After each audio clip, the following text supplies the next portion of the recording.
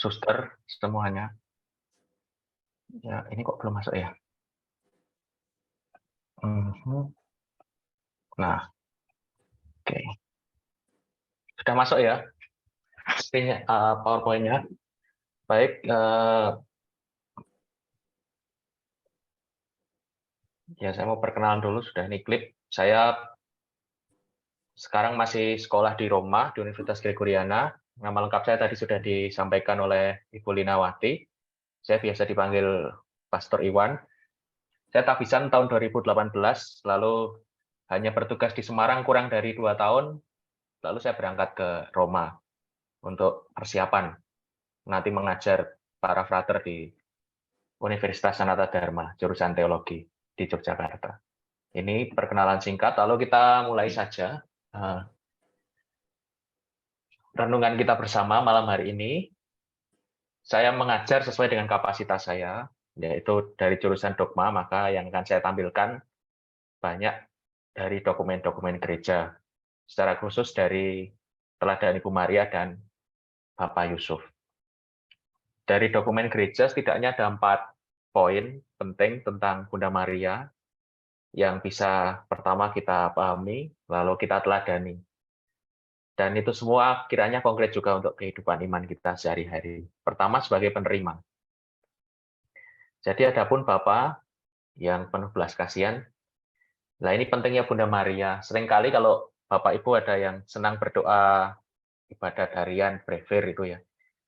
Kan ada di beberapa antifon itu dosa masuk karena satu pasang atau satu orang, seperti perbandingan antara Kristus dan Adam. Dosa masuk karena Adam, lalu melalui Kristus kita diampuni dosa-dosa kita, lalu keselamatan juga masuk. Demikian Ibu Maria menjadi Hawa baru. Kurang lebih seperti itu. Kita lihat. Maka secara amat istimewa berlaku tentang Bunda Yesus yang membarui segalanya. Nanti kita lihat bagaimana posisinya dalam keselamatan. Nah ini yang penting. Jadi dari Lumen Gentium artikel 56, yang penting adalah semoga kita semua, saya bersyukur kalau ada dari Bapak Ibu atau saudara-saudari yang dibaptis dewasa. Itu artinya kan sebuah pilihan. Nah, itu akan menjadi menarik karena begini. Tuhan itu tidak pernah memaksa kita untuk menyanggupi, menyetujui sabdanya. Tetapi yang namanya panggilan itu betul suatu hal yang cuma-cuma dari Tuhan. Tugas manusia apa? Menanggapi. Tuhan tidak pernah memaksa kita harus seperti ini, harus seperti itu, tetapi memberikan rahmat. Makanya kita berdoa itu kan, Salam Maria penuh rahmat. Rahmat itu yang memampukan kita untuk menyetujui sabda ilahi. Ya, sebenarnya bisa saja ya kalau kita bayangkan, saya tidak tahu ya dari ahli-ahli kitab suci, bisa jadi ketika malaikat Gabriel, kalau Bunda Maria tidak mau ya, saya kira ganti orang gitu ya, bukan Bunda Maria. Tapi nyatanya atau tidak, karena memang beliau punya disposisi batin, punya kedekatan dengan Tuhan, maka apapun yang disampaikan Tuhan, siap melaksanakan. Lalu yang kedua sebagai hamba Tuhan, ini yang penting, dengan sepenuh hati tak terhambat oleh dosa manapun. Nah ini penting, tidak terhambat oleh dosa manapun, karena kan kita punya dogma gereja, yaitu Maria dikandung tanpa noda dosa. Ia memeluk kehendak Allah yang menyelamatkan dan membaktikan diri seutuhnya sebagai hamba Tuhan kepada pribadi, serta karya putranya. Nah jadi ini, untuk dibawa dia dan beserta dia. Jadi Bunda Maria itu bukan penyelamatnya tetap Tuhan Yesus, tetapi punya posisi yang penting karena tadi kesediaannya untuk mengandung, untuk menjadi bunda dari Kristus sendiri. Itu. Nah, makanya mengabdikan diri kepada misteri penebusan. Kenapa misteri? Kata misteri ini penting. Ya, Bapak Ibu, kalau dulu masih PDKT yang muda-muda, ingat PDKT-nya belum lama, mungkin Bapak Ibu yang senior beberapa puluh tahun lalu PDKT itu kan seringkali kita penasaran ya dengan pacar atau dengan gebetan itu kan. Tapi setelah nikah itu kadang ada kebosanan. Maka kita bersyukur bahwa kehendak Tuhan itu masih ada misterinya. Kalau semua terungkap tidak seru kehidupan iman kita gitu ya. Lalu lanjut. Nah, ini yang penting tadi yang sedikit sudah saya singgung. Maka yang dikutip dari Lumen Gentium atau dokumen tentang gereja, yang tadi mulai 56 dan seterusnya itu membahas tentang Bunda Maria, dikutip dari 1 Timotius itu kan hanya ada satu pengantara, yaitu Kristus. Lah terus Bunda Maria posisinya bagaimana? Itu ya. Nah ini, adapun peran keibuan Maria terhadap umat manusia sedikit pun tidak menyuramkan atau mengurangi pengantaran Kristus yang tunggal, melainkan justru menunjukkan kekuatannya. Menunjukkan kekuatannya di mana? Ya kita lihat dari hidup Bunda Maria sejak awal tadi, kesanggupan beliau untuk ya mengandung Yesus, untuk merawat ketika Yesus kecil di Nazaret, sampai akhirnya disalib itu kan kelihatan sungguh bahwa kesanggupan kita itu disertai oleh rahmat Allah dalam kesulitan-kesulitan hidup kita. Maka kalau kita lihat Bapak Ibu yang berdevosi misalnya 7 duka, ada juga peringatannya kan, peringatan fakultatif, yaitu Sabta Duka atau 7 Duka Bunda Maria. Nah, di dalam setiap kedukaannya, di dalam setiap kediamannya, dalam arti diam karena ia berhadapan dengan misteri Allah, selalu di sana bersedia rahmat. Justru kelihatan sungguh orang yang dekat dengan Kristus itu yang ditampilkan dalam hidupnya bukan dirinya sendiri tetapi ya Kristus. Itu. Kalau mau kita kutip kitab suci misalnya peristiwa Kana. Ketika Yesus membuat mukjizat, ya Bunda Maria kan hanya meminta. Itu. Bukan yang melakukan. Nah, lalu Bunda Gereja ini juga yang dikutip dan sudah ada peringatan khususnya. Dengan cinta kasih keibuan memperhatikan saudara-saudara putranya yang masih dalam peziarahan, menghadapi bahaya-bahaya serta kesukaran, sampai mereka mencapai tanah air yang penuh kebahagiaan. Oleh karena itu dalam gereja, Santa Perawan disapa dengan gelar pembela, ya, yang pembela para pendosa, bunda para pendosa, kurang lebih itu, pembantu, itu ada kan ya, ikon Bunda Maria yang dipakai Romo-Romo Redemptoris itu, Bunda Maria Pronto Soccorso, penolong abadi, pembantu dan penolong, dan perantara. Perantara, kenapa disebut perantara? Kurang lebih begini, kalau mau digambarkan dengan tubuh. Nah, kalau gereja itu adalah tubuh Kristus, Kristus adalah kepala, nah Bunda Maria posisinya di mana? Sebagai juga anggota gereja. Posisinya sebagai leher, yaitu yang di mana tubuh dan kepala menyambung. Kurang lebih gambarannya begitu. Selanjutnya juga, ini yang penting, lalu ditekankan kembali oleh Paus Fransiskus, beliau mengutip Lumen Gentium tentang Bunda Gereja, maka kita lihat di mana peran keibuannya Bunda Maria dalam hidup para rasul, terutama ketika ini ya novena Pentakosta yang sekarang kita doakan, atau ketika mereka menunggu datangnya Roh Kudus, Bunda Maria itu bersama-sama dengan para rasul. Dan yang lebih penting, dia adalah Bunda Gereja yang mewartakan Injil. Dan tanpa dia, kita tidak pernah dapat sungguh-sungguh memahami jiwa evangelisasi baru. Di mana tetap mewartakan Injilnya, ya tadi, menemani para rasul, dan sampai sekarang bahkan dialami oleh orang-orang yang hidup di masa yang tidak jauh dari kita. Misalnya, penampakan-penampakan Bunda Maria yang sudah mendapat aprobasi atau diterima secara resmi oleh gereja. Itu. Ya. Lalu sebagai teladan, ya kurang lebih ini. Bunda Maria itu adalah pola gereja, yaitu itu Santo Ambrosius yang dikutip dalam Lumen Gentium. Pola gereja artinya bagaimana? Kalau mau belajar beriman, mau belajar mencintai, dan mau belajar kedekatan dengan Kristus, siapa yang kita lihat? Bunda Maria. Gitu. Atau dengan kata lain, kalau kita melihat kadang-kadang kan kita misalnya sedang marah dengan anggota keluarga atau dengan rekan kerja, seringkali diingatkan, Mbok ya kamu tuh sabar gitu loh, seperti Tuhan Yesus itu kan memaafkan orang-orang yang menyalibkannya, mengampuni. Loh, Tuhan Yesus itu kan Tuhan. Saya nggak bisa dong jadi Tuhan. Nah, kalau Tuhan Yesus terlalu berat, nah, lihat Bunda Maria. Bunda Maria itu manusia seutuhnya, seperti itu. Tapi bisa nyatanya, bisa karena apa? Karena punya tadi kedekatan, kesetiaan, dan persatuan sempurna dengan Kristus. Nah, kita lihat. Nah, dari Bunda Maria kita juga belajar tentang kerendahan hati. Misalnya ketika perjamuan di Kana, Bunda Maria itu kan persis ya, di terjemahan Indonesia maupun di bahasa aslinya, dalam bahasa Yunani, Perjanjian Baru, itu bukan kata perintah, tetapi minta kepada Yesus yang digunakan, jelas. Berarti meskipun punya posisi yang utama, posisi yang penting dalam sejarah keselamatan, tapi tetap rendah hati. Kerendahan hati yang kedua juga sama ketika Yesus hilang misalnya, ditemukan di bait Allah, kan persis juga. Beliau tidak menuntut apa-apa, tapi tadi diam, itu ya, menyimpan segala sesuatunya dalam hati.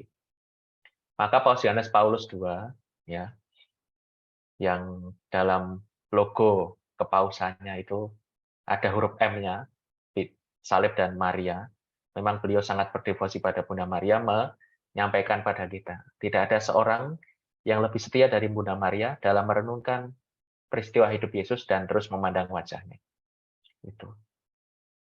Jadi kalau mau mencari teman untuk merenungkan hidupnya Yesus ya bersama Bunda Maria ini. Kalau mau meneladan bagaimana cara memahami sabda Tuhan atau menghidupi sabda Tuhan ya melalui Bunda Maria ini. Teladannya seperti itu. Bukan sebaliknya. Ketika kita semakin banyak tahu tentang kitab suci, ajaran-ajaran gereja, justru kita semakin rendah hati. Karena bersyukur bahwa kita tuh orang yang diselamatkan, yang dikasihi Tuhan. Bukan sebaliknya. Ketika tahu semakin banyak tentang kitab suci, lalu menjadi merasa lebih Katolik dari yang lain, nah itu bukan pribadi yang meneladani Bunda Maria. Ya. Wujud kerendahan hatinya apa saja, pasti menyebut diri sebagai hamba Tuhan. Aku ini hamba Tuhan. Itu ya. Tidak minta diistimewakan, kita lihat, walaupun keadaannya khusus dan istimewa, Bunda Maria juga mengikuti ketentuan Taurat Musa. Itu. Tetap adat istiadat atau tradisi Yahudi, tradisi doa mereka tetap dilaksanakan. Nah, ini menghantar sesama kepada Kristus. Bukan tadi yang sudah saya sebutkan berulang kali, peristiwa Kana itu kan membawa orang pada Kristus. Itu juga panggilan kita masing-masing sebagai orang-orang Katolik. Bukan kita, tetapi Kristus. Itu kan juga dihidupi Santo Paulus kan. Setelah saya mengenal Kristus, yang lain sebagainya itu saya anggap sebagai sampah. Dan bukan lagi saya, tetapi Kristus. Itu yang penting. Nah, ini Paus Fransiskus juga merenungkan secara mendalam dalam Evangelii Gaudium, nomor 288, itu ada gaya Maria dalam karya evangelisasi gereja. Awas. Sebab setiap kali memandang Maria, kita percaya lagi akan daya revolusioner kasih dan kelembutan. Nah, ini yang penting. Ya, ketika di masa kini ya, gereja kan diserang sana-sini, gitu.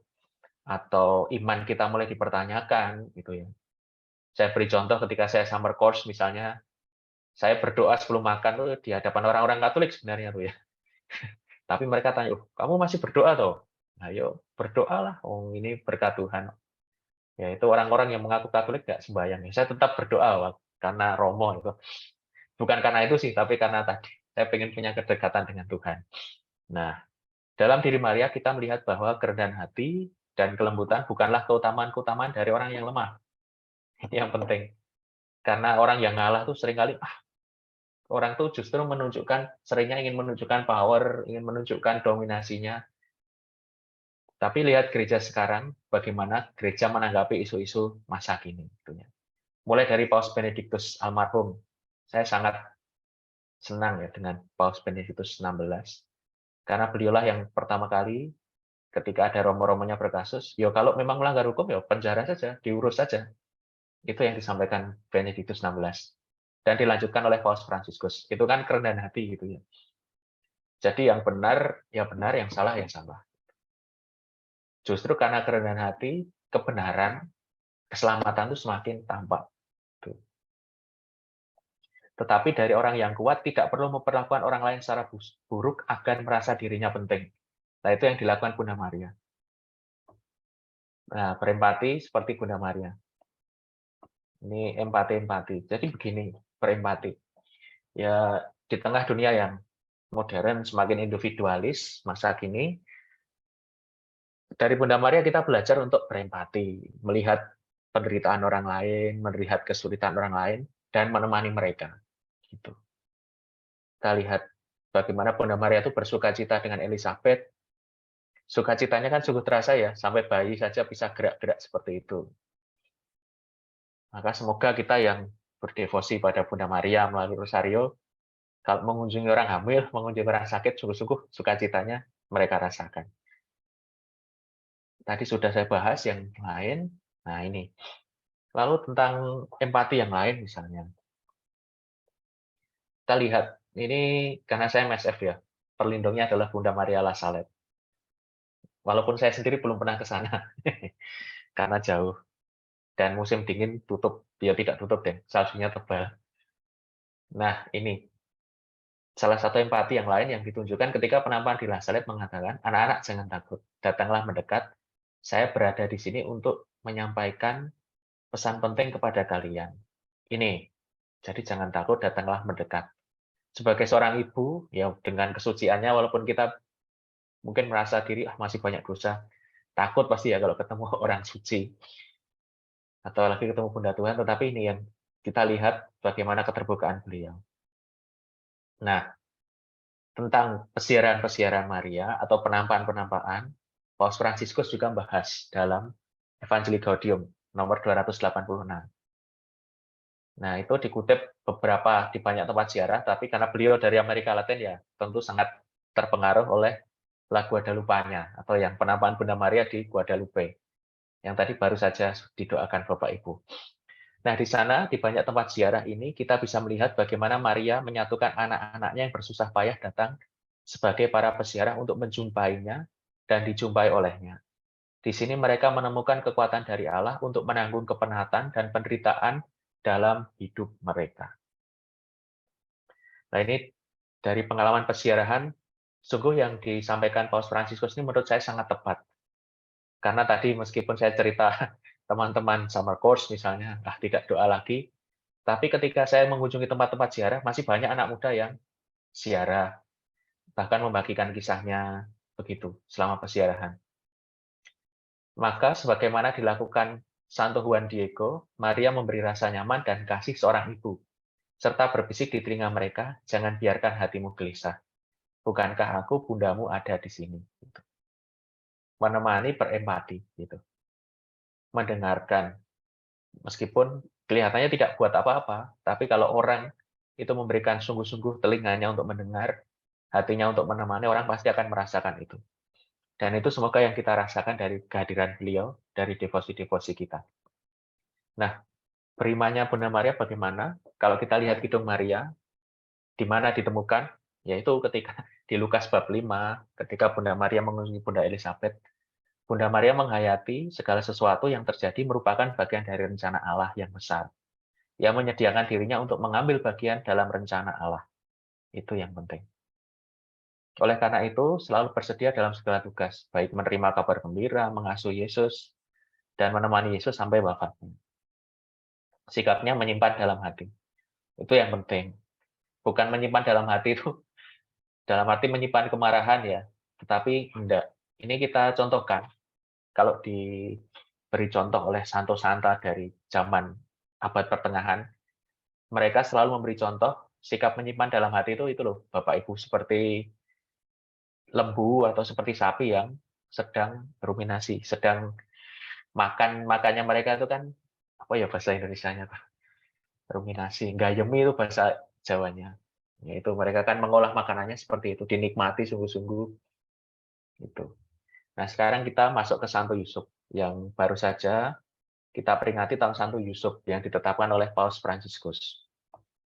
Nah, ini poin-poin ini bisa kita lihat di dokumennya Paus Fransiskus Patris Corde. Yang pertama, Bapak yang penuh kasih pelayanan. Kasihnya Santo Yusuf tuh bagaimana? Tadi Bunda Maria kelihatan tadi kasihnya menemani orang, memberikan hati, merawat dengan sungguh-sungguh, lebih banyak keteladanan daripada kata-kata. Lah ini lebih lagi.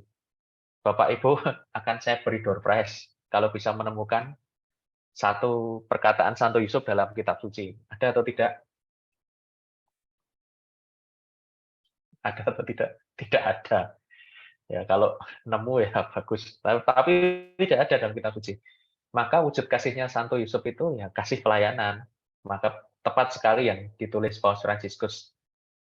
Jadi lewat karya beliau, lewat kesediaan beliau, lewat pelayanan sehari-hari beliau, lewat beliau mencukupi kebutuhan keluarga kudus, yaitu bentuk kasih.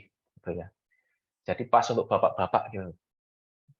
Bapak yang lembut dan penuh cinta. Kelihatan sekali kelembutan beliau. Di mana kelembutan Santo Yusuf kelihatan? Yaitu ketika mau menceraikan Maria secara diam-diam. Itu kan penting ya. Itu kelihatan cukup bagaimana beliau itu gentle, lembut gitu ya. Ya coba, kalau kita lihat di budaya Yahudi, bisa aja sebenarnya, biarkan saja Maria dirajam. Kan gue nggak ngapa-ngapain. Itu bisa saja, tapi kan enggak. Kita lihat kelembutan hati beliau. Lalu Bapak yang taat, jelas, belum lama kita dengarkan. Misalnya ya kemarin ketika Oktav Natal, itu salah satunya adalah pengungsian ke Mesir itu ya. Bapak yang siap menerima, tadi menerima Yesus. Penerimanya di mana? Ya memberi nama kan pada Yesus. Jadi bapak-bapak Yahudi itu penerimaannya itu bagaimana menerima seorang anak menjadi anaknya dengan memberi nama. Itu. Bapak yang berani dan kreatif, lalu jelas itu, lalu bapak yang bekerja, bapak yang tersembunyi ini juga ya teladan masa kini gitu ya, bapak yang tersembunyi. Tersembunyi bukan karena minder atau apa, tapi karena sungguh tadi mengasihi dengan sungguh-sungguh, karena bukan orang yang mencari pujian, gitulah ya. Ini yang direnungkan ada 7 poin dari Paus Fransiskus dalam dokumen Patris Cordis. Tuh. Nah, lalu bagaimana kaitan Yusuf dan silsilah Yesus Kristus? Nah, dilihat dari silsilah Yesus di Injil Matius, karena ada 2 ya. Ia berasal dari suku Yehuda, bertumbuh di Bethlehem, kota Daud. Nah, ini mengapa ditulis nama Yusuf di situ tadi? Ini berkaitan dengan penerimaan. Jadi peran Bapa secara legal dalam konteks Yahudi. Itu kan mau menerima. Dengan demikian apa yang mau disampaikan? Ya bahwa Santo Yusuf itu juga punya peranan yang penting gitu dalam sejarah keselamatan. Lalu ketulusan dan kelembutannya sama, kita lihat bagaimana rencananya beliau itu memutuskan pertunangan diam-diam, tadi sudah saya bahas. Nah ini, hukumnya di mana sih? Dari kitab Ulangan kalau kita lihat, apabila ada seorang perempuan gadis yang masih berawan dan sudah bertunangan, jika seorang laki-laki bertemu dengan dia, maka haruslah mereka keduanya kamu bawa di luar gerbang kota dan kamu lempari batu sehingga mati. Ya karena Santo Yusuf tidak berbuat, maka kan sebenarnya aman-aman saja, tidak perlu diam-diam begitu. Nah, ketaatan sudah tadi, Yusuf anak Daud, janganlah engkau takut mengambil Maria sebagai istrimu. Dan itu juga dilakukan. Persis juga tentang tadi pengungsian di Mesir. Sama. Ini. Tidur. Ini menarik ya. Ada Bapak Ibu pasti setelah tahun Santo Yusuf, salah satu ada yang sudah punya devosi atau patung setidaknya Santo Yusuf tertidur. Menarik gambaran Santo Yusuf tertidur. Seringkali ya tidur itu kan enak, tapi tidurnya Santo Yusuf saya kira ya misalnya ada Bapak Ibu yang di kantornya baru ada masalah atau keluarganya ada masalah, saya kira tidak ada dari Anda yang bisa tidur dengan nyenyak kalau punya masalah. Atau seperti saya student gitu ya, papernya belum jadi atau draftnya belum dikirim ke moderator, tentu nggak akan bisa nyenyak tidur. Tapi sebaliknya justru ketika orang berpasrah atau saking lelahnya orang tuh tidur. Dengan demikian, gambaran tidur itu menjadi gambaran titik terlemah dari hidup kita. Nah, justru ketika kita berada di titik paling lemah, disitulah rahmat Tuhan bekerja tadi, lewat mimpi. Nah, itu kurang lebih gambarannya seperti itu. Nah, ini maka Yusuf juga membawa Maria sedang hamil. Ini siap menerimanya tadi mendaftarkan Bunda Maria. Lalu mereka cepat-cepat ke Bethlehem menjumpai Yusuf dan Maria yang berbaring dalam palungan. Kreativitasnya di mana ya tadi? Karena penginapan penuh, bagaimana caranya? Yusuf pun bangun, diambilnya anak itu serta ibunya, malam itu juga lalu menyingkir ke Mesir. Ini yang menarik tentang kata-kata malam itu juga. Jadi kan tidak menunggu gitu ya. Jadi beliau bukan orang yang suka menunda, siap menerima. Malam itu juga langsung ke Mesir. Nah, pentingnya juga Santo Yusuf, mengapa kita bisa mengatakan bahwa Santo Yusuf itu mempunyai keteladanan. Padahal di kitab suci nggak pernah ngomong apa-apa gitu ya. Tidak ada kutipan tentang perkataan Santo Yusuf, nggak pernah ada. Tetapi dari pengajaran Yesus, karena semua point of view atau sudut pandang kitab suci dari Yesus Kristus, Sang Juru Selamat, hidup di Nazaret itu hidup yang berkesan buat Tuhan Yesus. Nazaret, kota kecil, ada sinagoga, tetapi tidak ada sekolah khusus agama. Atau kalau di Indonesia seperti TPA itu tidak ada ya, taman pengajian. Tuh. Sebentar. Nah, setelah itu tidak ada juga sekolah lanjutan untuk lainnya Permigras itu, nggak ada. Nah, lalu siapa yang mengajar tentang Sema? Sema itu apa sih? Sema itu yang kalau oleh orang Yahudi sampai sekarang masih diikat di kepala, di tangan, itu isinya ayat-ayat kitab suci. Yang itu loh, dengarkanlah hai bangsa Israel, Tuhan Allahmu hanya satu dan sebagainya itu. Nah, dari mana? Siapa yang mengajar Yesus? Ya orang tuanya, Yusuf dan Maria. Lalu mengapa hidup di Nazaret juga menjadi hidup yang berkesan bagi Yesus? Lihat saja pengajaran Yesus. Banyak perumpamaan-perumpamaan yang berkaitan dengan kehidupannya Santo Yusuf. Kalau selama hidup di Nazaret, hidupnya tuh ya biasa-biasa saja, atau pengalamannya buruk, ya tentu saja nggak akan dikenang bagaimana hidup seorang tukang. Kan kita tahu Santo Yusuf tukang ya. Itu. Ya mirip dengan kita lah, pengalaman-pengalaman buruk kan selalu ingin kita lupakan itu ya, luka-luka masa lalu. Tapi nyatanya enggak, ini adalah hidup yang berkesan untuk Yesus. Gitu. Nah, ini misalnya perumpamaan, mengapakah engkau melihat selumbar, lalu perumpamaan dari datanglah kepadaku kalian yang letih lesu dan berbeban berat. Kuk itu siapa yang buat kuk? Ya sama, tukang kayu juga yang buat kuk, karena kan terbuat dari kayu, maka yang buat juga seorang tukang kayu.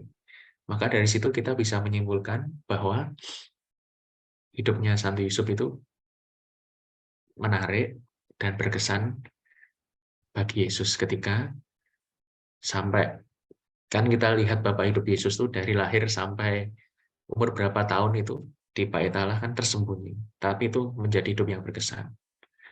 Ya, kurang lebih begitu. Ini yang saya sampaikan. Terima kasih kalau ada yang kurang pas atau bisa disampaikan. Kalau ada yang bisa ditanyakan, silakan. Terima kasih.